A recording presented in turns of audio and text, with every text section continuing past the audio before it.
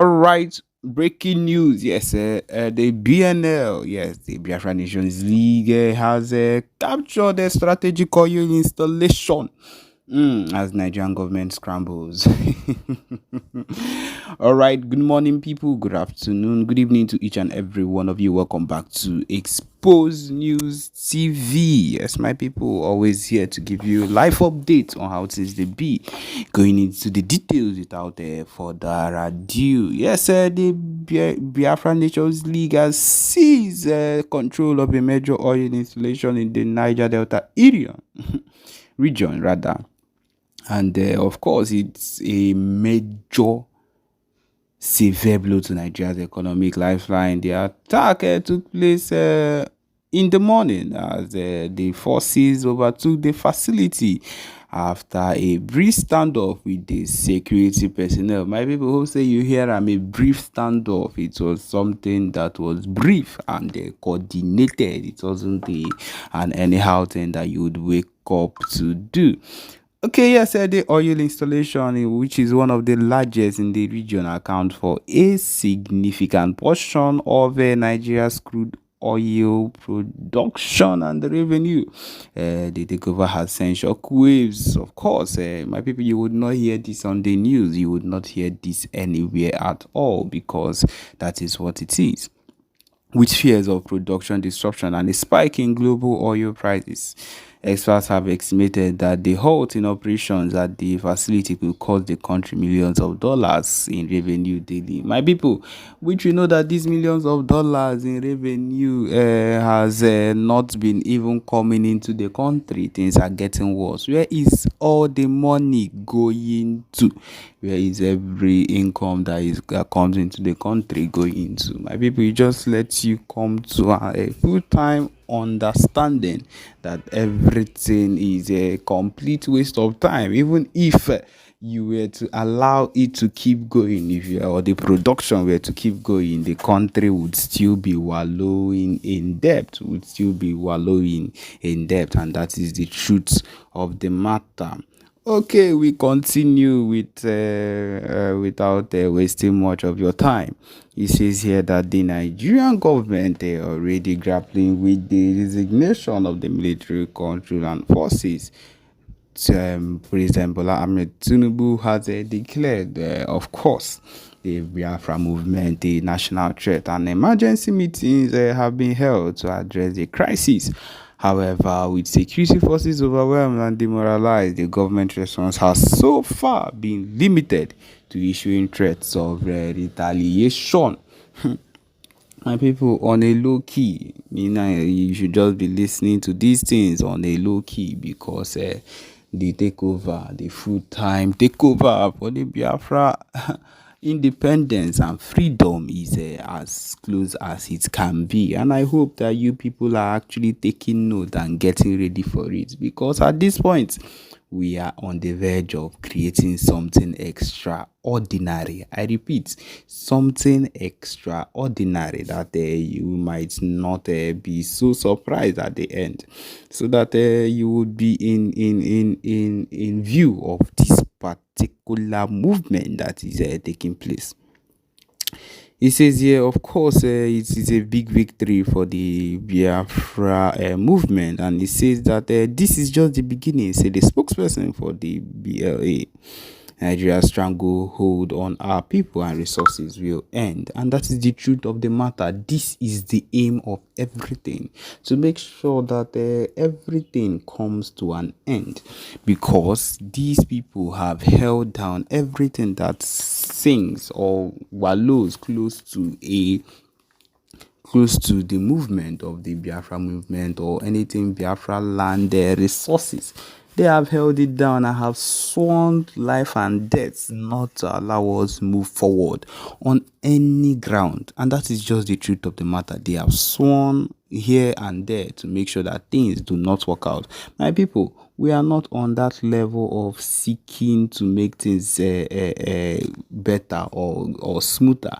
We have gone with dialogue for the longest of times and it has not worked out. My people, it is time to go towards the way that would make everybody shiver with everything that is happening, and that is just the truth of the matter. And hopefully we will get the desired response that we need. We will get the response that we need, because even at this point we are making moves. We are making big moves, and we are going to actually succeed in everything we are doing. Okay, my people, the next set of things you'll be hearing is and will be the movement upgrades, and the PM Ekpa making a full-time broadcast on everything that concerns the movement. All right, be very careful to listen attentively and enjoy.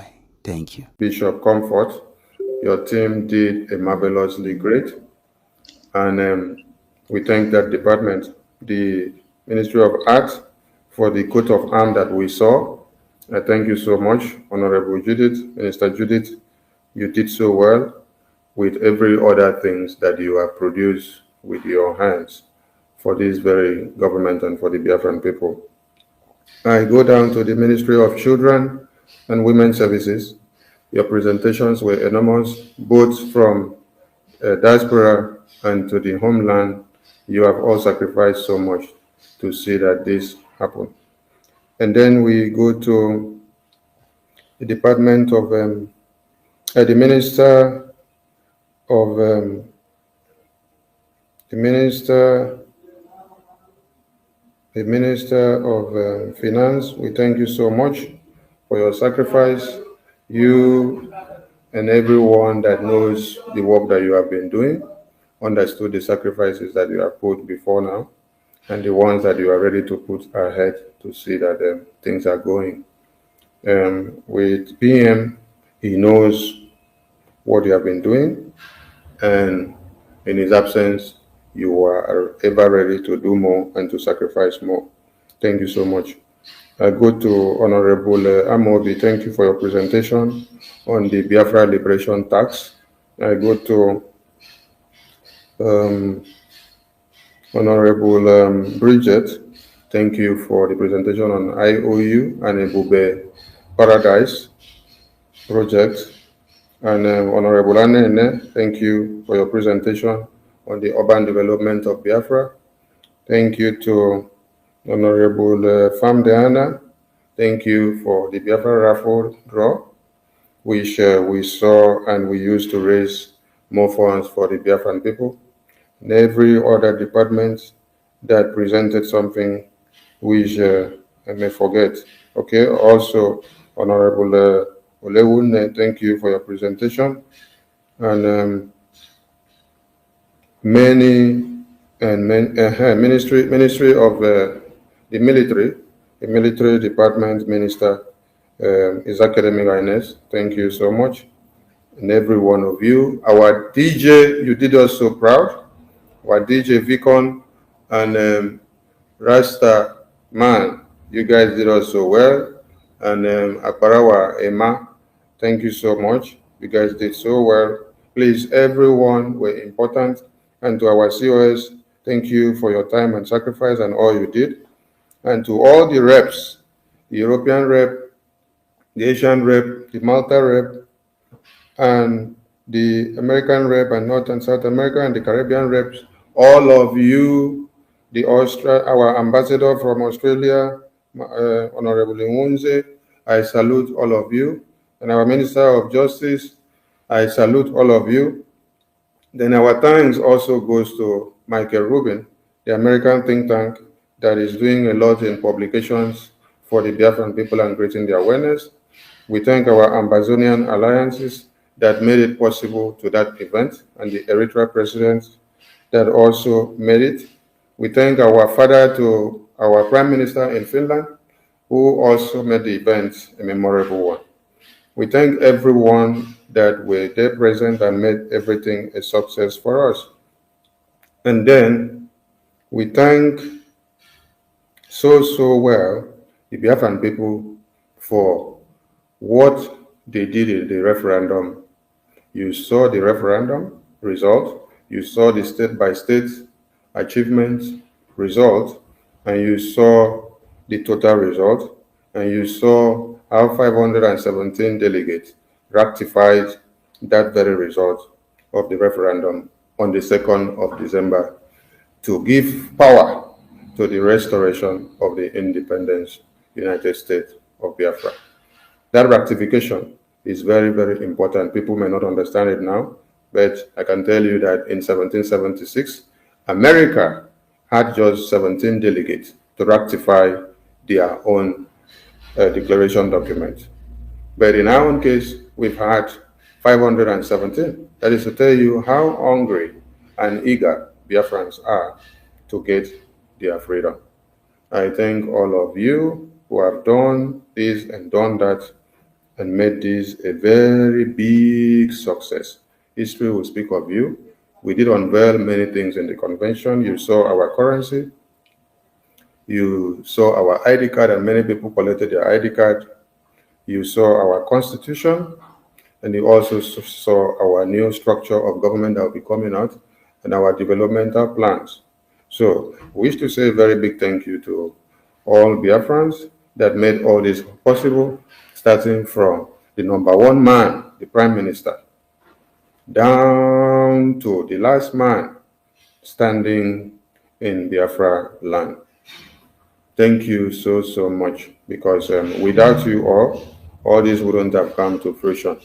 I salute you, and I say that as we finish the convention, the primary mandate of this government will make sure our defense is fully fortified and intensified. If we were even doing or raising funds one time in a day, it is time to even triple it. Yes, because the zoo now understands that we have declared our restoration of independence, and then we are going to face more enemies. The ground will not be too cold. The ground needs to be hot. And so our men are doing well. They are not complaining in any way. They are super strong, and they are standing very strong and high. All they need from you now is to make sure our defense is strong. Our diplomatic and political ties and engagement will continue in high scale through our lobbies from all angles internationally. But for the work of the lobbies to be super effective, our defense mechanism must be tripled. If your case is presented in America, and then they don't see how you brainstorm with your defense in the homeland, they will not take you serious. By the time they see that you have expunged more of the terrorists coming into Biafra land, that will give them the reason to look into your case in the international level. So we thank our lobbies who have done a great job. Our Honorable Elias, as I call you, the political and the diplomatic engine of Biafra. I thank you so much for being a brother and for being a fellow freedom fighter, joining us in this quest to the liberation of the Biafran people. We are here, the United States of Biafra. I salute all of you, and I will leave the mic to my finance minister to take the floor before we go on. So, the two of us on the stage here now. Honorable Finance Minister, welcome to the station. Thank you, Honorable Sonny Aparawa, Minister of Information. You have said it all, exactly like what happened in Finland. I'm thinking you're gonna leave a little bit for me so I can have something to shoot to. But I was just waiting for you to land. So I'm like, you have not even called my good friend. I call him my good friend, Elias. Elias really make it happen, and it's through his effort we able to get Michael Rubin in, the Eritrea president as well, and Doug that spoke 3 days ago. So all these have been his good job. First and foremost, I will send my greeting to my leader, Mazin Namdekano, our Prime Minister as well, the man who will follow his footsteps, and Biafra in general. So fellow Biafrans, Honorable here have already sent a special greeting to our Biafrans, everyone that participated in the program, and all the delegates. So whether you come up to the podium to speak or not, you participated. Being there alone means a lot, because we send a strong message to the world. We send a message of not going back. We send a message that we are ready to get our country. We send a strong message that they cannot bully us. They cannot shake us. This journey that we have embarked on, we are not going back. No matter what happened. After what happened in Finland, the Sabos and our enemy, they thought we're going to cancel the event. They thought we're not going to be in Finland. As you can see, I'm back in the United States of America as well. From the port of entry, the immigration asked me, where am I coming from? I let him know I'm coming from Finland. I went for Biafra Convention. And he handed over my passport back and said, welcome back home. So those that thought they're going to get us arrested and all that sort of lies and propaganda. You see, I'm right here at our office in Maryland.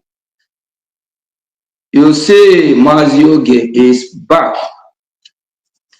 Finally, Biafran people, let's go straight to the point.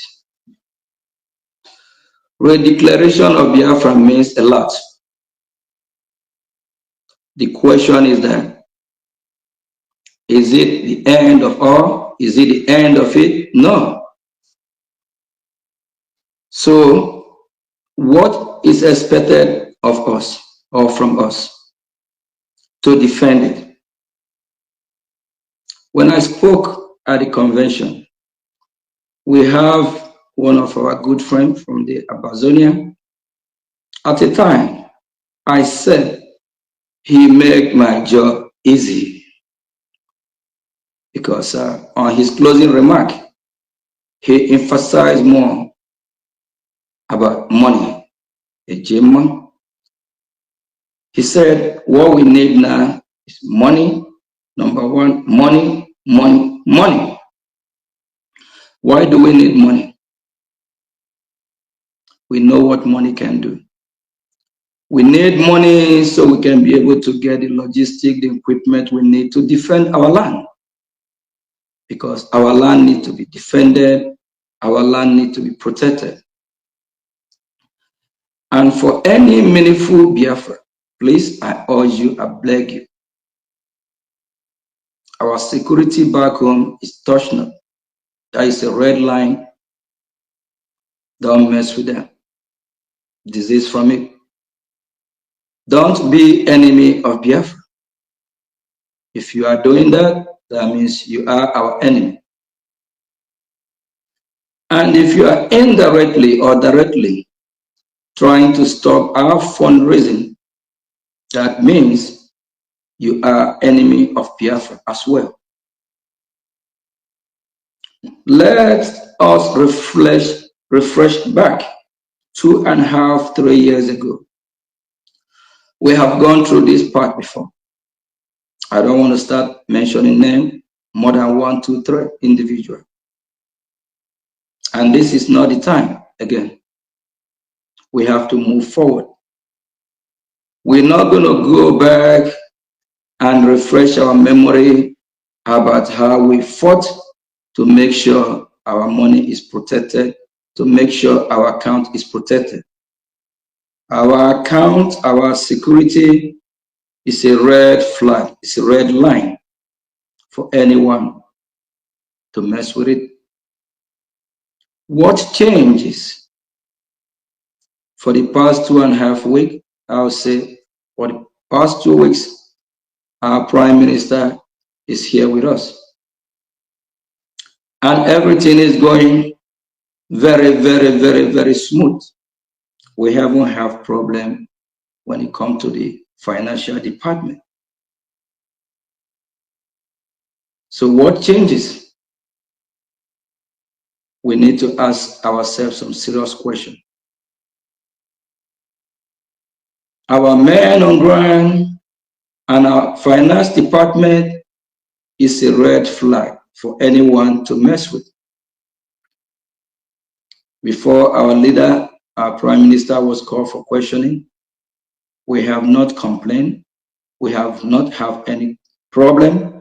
And our leader have not as well make any adjustment or complain about it. The question is that what changes? What is the problem? Please. Our fundraising, the same way we've been doing it for more than 1 month, 2, 3, 1 year, 2 years, 3 years. And it's working for us.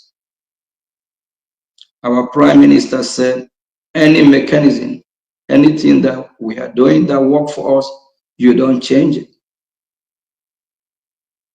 Our fundraising, the way we have been operating in the finance department, have been perfectly working, more than 100%. The problem we have, we just encourage more Biafrans to support so that we can be able to get everything that we need, everything that was required. Our weekly fundraising still remain as usual. Nothing have changed. We are still Biafrans. We are still fighting one common goal: to defeat our enemy. We don't want to have enemy within. Our enemy are the Fulani and the Nigerian state. Tomorrow is Friday. On Saturday, our fundraising as usual, 7 p.m. Biafran time. And on Sunday, we will be having a de facto fundraising. Don't fight our fundraising. Don't fight the source of the fund. If you do that, you are enemy of Biafran people. Please desist from that. And for every rep and admin, both continental, nothing have changed. In less than 2.5 weeks, we cannot change the table to where we don't know where the ship is going. We have a way that we'll be doing it, and it's working. So that way that is working, we still stand on that rock that is not shaking. And I, as a finance minister, I have not been paid to do this. It's voluntary. Why? At the same time, I'm contributing on my own as well, of which I am the pillar of the successful convention that we back on in Finland. For those that don't know, that tells you that I'm here to serve. I'm not here for what Biafra will do for me, rather for what I will do for Biafra. So I encourage everywhere meaningful Biafra, take the example from me. If I can be serving in my own capacity and as well contributing, doing the best that I can, I believe you can do the same. For those that know what is going on, and for those that know the truth, without me standing here before you, we're not going to have a venue where we hold our convention and make it happen. If I can stand and still keep doing what I'm doing, what about you? And if you are fighting it, that means you don't mean well for the Biafran people. You don't mean well for the Biafran state. 2.5 weeks ago, everything was just perfect and normal. What changed? Why now? We don't want to go back to what happened 2.5, 3 years ago. We know the fight we put on. We fought hard to make sure we normalize everything. Please, my fellow Biafrans, we need your contribution now more than before. After the redeclaration of our country, this is now, we are on phase 2. We are now on diplomatic war or diplomatic fight, which require a gym money. What we're supposed to be talking about is how to build bridges, not how to destroy. How to get more allies. How to penetrate inside the White House. How to go in, knock all the doors. Everything requires money as well. How to fund the people that are saving the life of our children, our mother, our sister. Not how to destroy our angels. We call them our angels. Once you step in that lane to destroy our angel, you are enemy of the state of Biafra. You are enemy of the Biafra people. During the time when our leader, Prime Minister, was here with us, he never dragged our men on ground to the, He never bring them to the public. Most people don't even know who they are. Please, we should respectfully protect their identity. We know the country that we are fighting, they are dangerous. We have some strategic positions that the Biafran people don't even know who operate in that capacity. Why trying to bring them out at this time to the public? Is there anyone trying to sabotage what we are doing? Our Prime Minister have a reason why he didn't. A lot of people don't even know those behind the scene that are fighting for us, those behind the scene that are doing some job work that is supposed to be doing. He have a reason why he didn't bring them to the public. Why now? Biafran people, this is just going to be a short press briefing. We hope to be with our Prime Minister soon, and that will happen faster than anyone ever believed. Sometimes things happen for a reason. And when it comes to the finance, to finance the movement, what we are doing, we don't joke with it. And we have been executing that perfectly for more than 1 year, more than 2 years. If we have had problem doing that, I believe, you know, our Prime Minister will be the #1 first person to raise alarm on that. Then, if he didn't, ask yourself question, why not? What changed? What is going on? Our weekly fundraising still remain every Saturday, the same time. We'll still be hosting town hall meeting. Nothing changed. Our website still remains the same website that has sustained us to this day. We have that website now more than 1, 2, 3 years and beyond. Why now? Nothing changed. Biafran people, what we need to do now, dig your hand in your pocket, donate, support, so we can fortify our men, so they can do the job for us and protect our land and chase our enemy from our land and fight back and chase the invaders from our territory. Thank you, dear friends. We just want to make this a short, brief uh, press briefing for those that think that anything have changed. Nothing have changed. We still remain Biafran people. We Biafran people are still the one funding our liberation army, and we'll keep doing that because we are fighting to protect our land. We are not terrorists. What we are doing is the right thing. And it's not that we need your cooperation. It's not that we need finance more than before. People that were supposed to be fighting are the terrorists and the Nigerian state. And it's time that we need to have more, be on a diplomat war